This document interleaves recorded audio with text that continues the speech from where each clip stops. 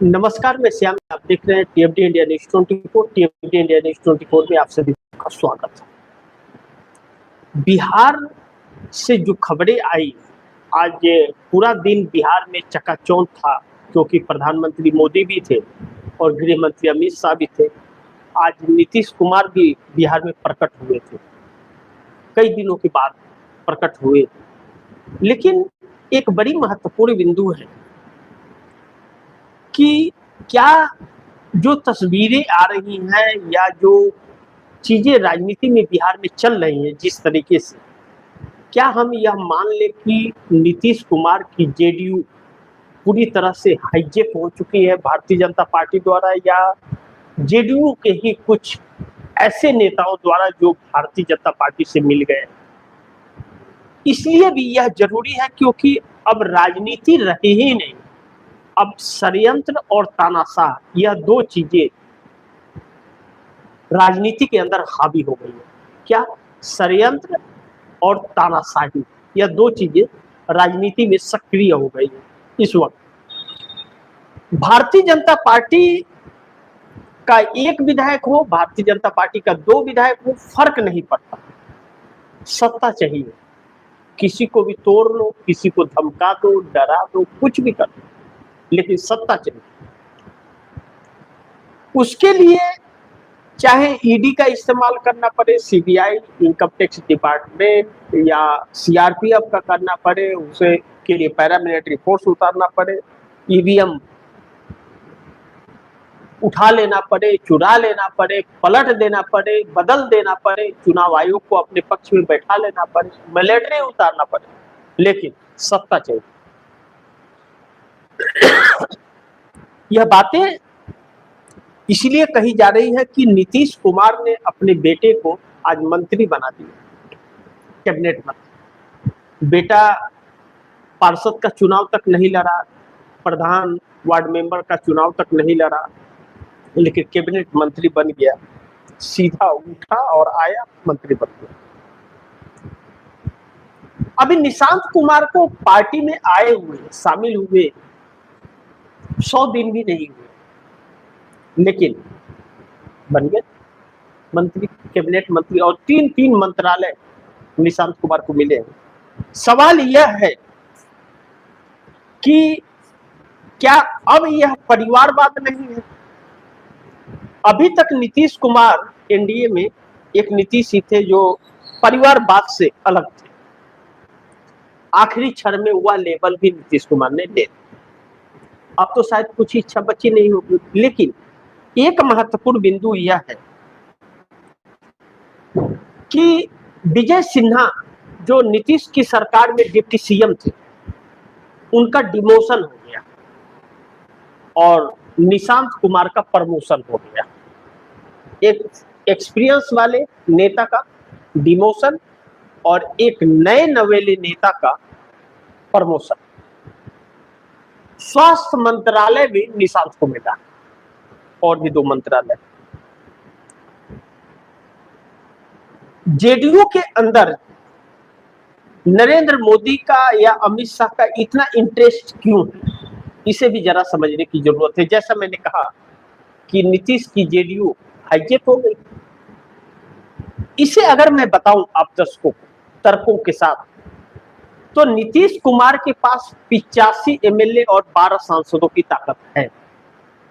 नीतीश कुमार के पार्टी के नाम है यह ताकत है, लेकिन नीतीश कुमार के 85 विधायक क्या नीतीश कुमार के साथ है और 12 सांसद क्या नीतीश कुमार के साथ हैं? क्या वह खुश है?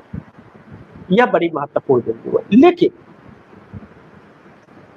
इसलिए भी हाईजेक की बात की जा रही कि नीतीश कुमार ने जो 4 शर्तें रखी थी, एक तो ठीक मान लिए कि वह सम्राट चौधरी को सीएम बना दिया, लेकिन सम्राट चौधरी को जेडीयू से की नहीं, 25 से 30 हुआ तो जेडीयू की बात कर रहे थे।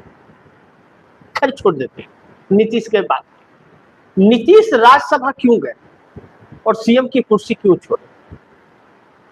कुछ तो दबाव और प्रेशर होगा, लेकिन नीतीश कुमार की विदाई जो हुई वह बहुत एक ऐसी विदाई है कि नीतीश कुमार हमेशा याद किए जाएंगे और चंद्रबाबू नायडू भी याद किए जाएंगे इस देश की दुर्दशा के लिए। अब नीतीश कुमार की पार्टी में ललन सिंह और संजय झा की सक्रियता बढ़ी हुई और ललन सिंह संजय झा ने पूरी तरह से वह दोनों व्यक्ति भाजपा मय हो चुके हैं और जेडीयू पर पूरा कब्जा शिकंजा कस चुके हैं। निशांत कुमार को फिलहाल मंत्रालय तो दे दिया गया, बने हुए, कितने दिन मंत्रालय मंत्री रहेंगे या इस कार्यकाल के बाद भी रहेंगे इसकी गारंटी नहीं है, क्योंकि इसके बाद जेडीयू का विलय भाजपा में निश्चित माना जा रहा है, क्योंकि नीतीश अब सक्रिय रहेंगे नहीं और ललन सिंह और संजय झा छोड़ेंगे नहीं, क्योंकि वह भाजपा में है। चूंकि भारतीय जनता पार्टी को 12 सांसदों की अहम जरूरत थी और 12 सांसद में ललन सिंह और संजय झा सक्रिय थे, ऐसे में नीतीश राजनीति से दूर होने के बाद भाजपा नहीं चाहती थी कि टूटकर नीतीश कुमार महागठबंधन की तरफ चले जाए। इसके लिए नीतीश कुमार के ऊपर शिकंजा कसने का काम संजय झा और ललन सिंह के जरिए ही किया और नीतीश कुमार कुछ भी नहीं कर पाए, पूरी तरह से खत्म हो गया। हाँ, अपने बेटे को मंत्री का लेबल लगा दिए और 3 मंत्रालय दे दिए। अब वह 3 मंत्रालय रहेगा या फिर वह मंत्रालय 1-2 उसमें से छीन लिए जाएंगे, वह बात की बात है। लेकिन क्या निशांत कुमार सक्षम हैं उन मंत्रालयों को पूरा करने में, उसकी जिम्मेदारी उठाने के लिए? यह अहम था। लेकिन जेडीयू के लिए नीतीश जाने के बाद निशांत की जरूरत थी। लेकिन दूसरी तरफ क्या निशांत कुमार को 3 मंत्रालय देकर नीतीश कुमार ने बिहार का विकास कर दिया या अपने घर का विकास कर दिया?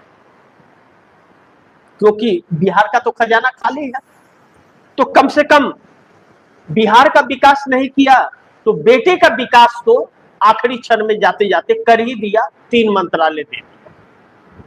यह तो मानना ही पड़ेगा, हो गया खेल पूरा। लेकिन अब दूसरी तरफ आ रहे हैं कि बिहार भाजपा को जरूरी था, क्योंकि नीतीश को जब निपटा ही रहे हैं और अगली बार इतनी सीटें उनको लड़ने के लिए मिलेगी नहीं और नीतीश सक्रिय रहेंगे नहीं, तो ऐसे में बिहार के अंदर भारतीय जनता पार्टी लोकसभा चुनाव के मद्देनजर अपना सीएम और सारे पद रखने के लिए उत्सुक थी और बिहार जरूरी था और वह इच्छा उसकी पूरी हो गई नीतीश कुमार को हटा के। दूसरा बड़ी महत्वपूर्ण है कि मोदी को उसके साथ साथ राज्यसभा सांसदों की जरूरत है और 2029 का चुनाव बहुत टॉप होने वाला है और क्या परिस्थितियां रहेंगी यह वक्त बताएगा। लेकिन नीतीश कुमार को गृह मंत्रालय और स्पीकर भी नहीं मिला, यानी कि उनकी कोई भी मांग सुनी नहीं गई, बल्कि एक एहसान दिखाया भाजपा ने कि नीतीश के बेटे को 3 मंत्रालय दे दिया, बिहार का विकास तो नहीं लेकिन नीतीश के बेटे का विकास जरूर कर दिया। अब दूसरा महत्वपूर्ण बिंदु यह है कि 48 घंटे से बंगाल में बवाल मचा है। जगह जगह कुछ गोलियां चली, कुछ बम धमाके भी होते रहे कुछ ही दूर पर। सीआरपीएफ, पैरामिलिट्री फोर्स, 2.5 से 3 लाख जवान, पुलिस महकमा सब वहां खड़े हैं और चल रहा है, कोई कुछ नहीं कर रहा है। टीएमसी के 500 से 600 दफ्तर पूरे पश्चिम बंगाल के अंदर कब्जा कर लिए गए, आग के हवाले कर दिया गया, कब्जा कर लिया गया। वहां टीएमसी का बैनर पोस्टर लगा, हटा करके भाजपा का बैनर पोस्टर लगा दिया गया, कुर्सियां तोड़ दिया गया, दूसरी भाजपा की कुर्सी आ गई, सब कुछ हो गया। लेकिन कोई जिम्मेदारी नहीं ले रहा, न तो वहां का प्रशासन कुछ बोल रहा है, न तो सीआरपीएफ के जवान कुछ बोल रहे हैं। ममता बनर्जी के हाथ पावर नहीं और भाजपा ने आधिकारिक रूप पर अभी सत्ता संभाली नहीं। ऐसे में चुनाव आयोग या सुप्रीम कोर्ट आदेशित कर सकता था, चुनाव आयोग ने पल्ला झाड़ लिया, मैं कुछ नहीं कर सकता। यानी कि पश्चिम बंगाल को जानबूझकर वहां पर बवाल कराया जा रहा है पश्चिम बंगाल के अंदर, और इसमें कई लोगों की जाने जाती हुई नजर आ रही है। ऐसे में क्या यह एक साजिश के तहत, जैसे गुजरात में गोधरा कांड की कहानी कही जाती है, वैसे ही मोदी और शाह ने पश्चिम बंगाल को गुजरात बनाने का ठान लिया है, या फिर बंगाल को मणिपुर बनाना चाहते हैं? यह एक अहम सवाल उठ खड़ा हुआ है जिसका जवाब नहीं मिल रहा है, क्योंकि भारतीय जनता पार्टी का यह बिल्कुल समझ नहीं आ रहा है कि 4 मई को जिस दिन काउंटिंग हुआ, दोपहर के 12 बजे से जो बवाल शुरू हुआ है, आगजनी शुरू हुई है, गोलीबारी शुरू हुई है, वह 4 दिन का वक्त हो गया लेकिन थमा नहीं है। बड़ी चिंता का विषय है। और इस देश का गृह मंत्री और प्रधानमंत्री कहीं प्रचार तो कहीं सरकार बनाने में जुटे हुए हैं। गजब की लीला है। क्या यही हिंसा ही सरकार है? इसकी जिम्मेदारी कौन लेगा? वैसे तो आप उम्मीद नहीं कर सकते, क्योंकि पुलवामा का भी कोई जांच नहीं हुआ, पहलगाम का भी कुछ नहीं हुआ, बहुत सारी घटनाएं घटी जिसका कुछ भी अता पता ही नहीं चलता, क्योंकि जांच एजेंसियां विपक्ष के ऊपर आरोप लगाने में, प्रताड़ित करने में, उन्हें गिरफ्तार करने में मगरूर है, बिजी है, व्यस्त है, समय नहीं है उसके पास। प्रधानमंत्री और गृह मंत्री को कुछ पड़ी नहीं है, देश संभालना नहीं है, देश के लिए कुछ करना नहीं है, सरकार बनाना और प्रचार करना है, हिंसा करवाना है। बंगाल की हिंसा की जिम्मेदारी कौन लेगा? नहीं, अगर रोक रहे तो इन्हीं की जिम्मेदारी है ना, जो घुसपैठियों को की बात कर रहे थे वह हिंसा पे उतारू हो गए। वैसे यह पुराना नाता है इनका, आज का नया नहीं है। जैसे गुजरात, वैसे ही पश्चिम बंगाल और बिहार को बनाना है इन्हें, और इसी के तहत सब कुछ चल रहा है, ऐसा प्रतीक हो रहा है। देखना बड़ी महत्वपूर्ण होगा कि क्या हो रहा है। बिहार का विकास तो कर दिया, अब बंगाल का विकास कैसा होगा? क्या आधा बंगाल खत्म हो जाएगा या मणिपुर बच जाएगा? इस बात पर नजर बनी रहेगी। बाकी आप दर्शकों की क्या राय है, आप दर्शकों की क्या सुझाव है, कमेंट बॉक्स में जरूर दीजिएगा। इस खबर को ज्यादा से ज्यादा शेयर कीजिएगा, अपने दोस्तों को भी कहिएगा आगे शेयर करिए, और आपने टीएफडी इंडिया डिश 24 को सब्सक्राइब नहीं किया, सब्सक्राइब कर लीजिएगा, अपने दोस्तों को भी कहिएगा सब्सक्राइब करें।